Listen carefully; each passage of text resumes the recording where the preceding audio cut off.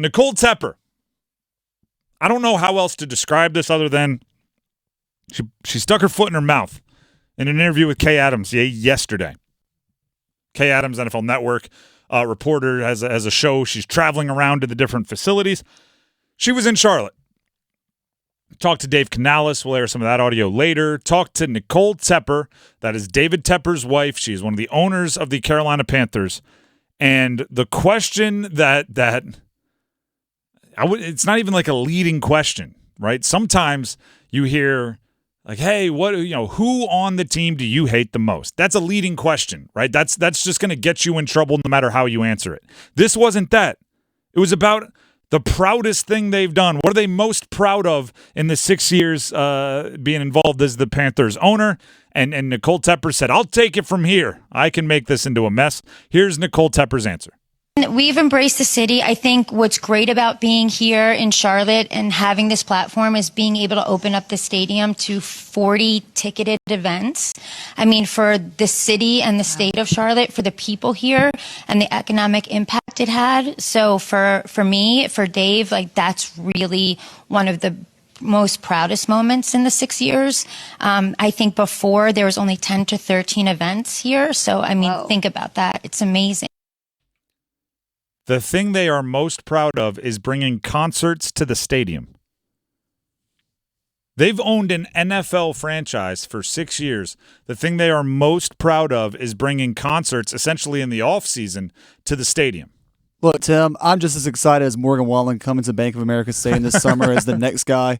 But you could have put one thing about the Carolina Panthers in your response for your proudest moment. Like you could have had a note card on the side, like be sure to mention like Cam Newton coming back, like something like that. Or admit that it's been rough.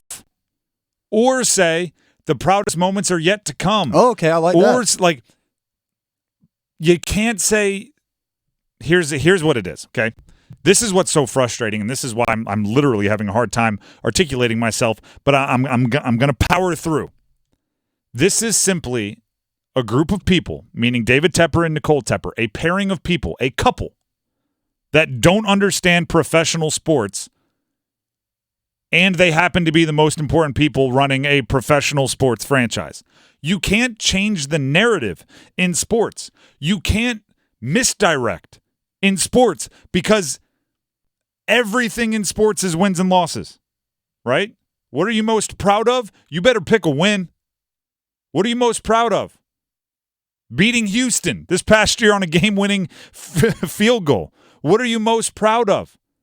You better have a win, an honor, an accolade, because sports are a results-based business. You can't misdirect. In other businesses, you can try to change the focus to what you're doing well. Right? You can see, like, if someone asks you, "Hey, last 6 years running your doohickey producing business, right? You manufacture thingamabobs. You know what are you most proud of?"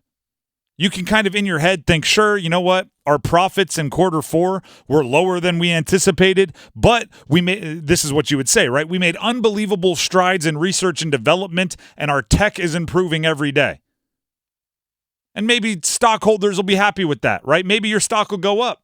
All right, they're not making the profits that they want, but they're this other branch of their business is thriving. You can't do that in sports.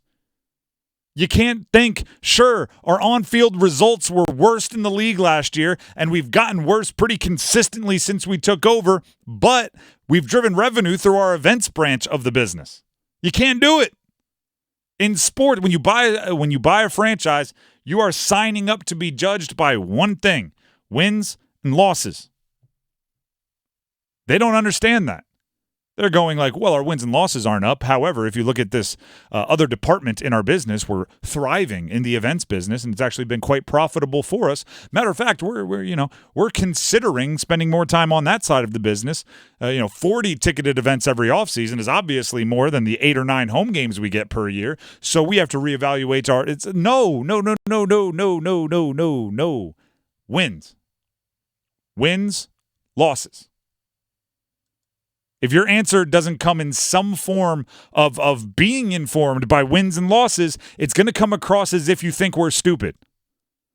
It's going to come across as if you don't care about the things you should be caring about, or you don't want us to notice that the thing we all care about is horrendous. The one thing that stuck out to me about that soundbite was Kay Adams just, okay. Like her only two responses that she could put Kay together. Adams was she wasn't even the passenger seat in the metaphorical car going off the cliff. She was just standing next to it going, lady, if you want to drive, go ahead. She was on the side of the road going, no, keep going right. No, okay. Turn. All right, keep the cameras rolling. Keep them rolling. Hey, at least she was playing Garth Brooks. Here's the here's the fact, right? When you are an owner or anyone in a leadership position, I'd say coach, GM, quarterback, owner, boss, manager, owner of a small business, owner of a large business, lead in a movie, director. When you are in a position of leadership, you attract blame and you deflect praise. Okay? That's the first rule number one. Every leadership book, the first chapter should be attract blame, deflect praise. Right? When somebody wins, what does the owner say? We have great players, we have great coaches, we have a great front office. When they lose, what do they say? And a good owner. Well, we have to reevaluate what we're doing starting at the top. You attract blame, you deflect praise. You are the leader of the franchise. What is this doing? You're pointing to a weird sidebar of success you've had. Instead of saying, well, our proudest moments, they've been few and far between, but we're learning and we hope to have many more in the future. There have been some bright spots. We liked the way Bryce Young looked in clutch a few times last year. We're loving the relationship we have with former players now. Dan Morgan taking over the GM, honoring a former great Panther, whatever, right? Instead of looking for the things that other people have done, you're looking for the things you've done. Don't hype yourself. That's a good rule for that should be chapter 2 of the leadership book. Don't hype up yourself. Nobody has ever made more friends going, you know who's awesome? Me. You know who's awesome? What me and my husband have done. That nobody is like, you know what? We should invite them to more dinner parties. Did you hear they read their resume and all the things that they've made money on? That was good fun at the dinner table. We should invite them over for drinks later.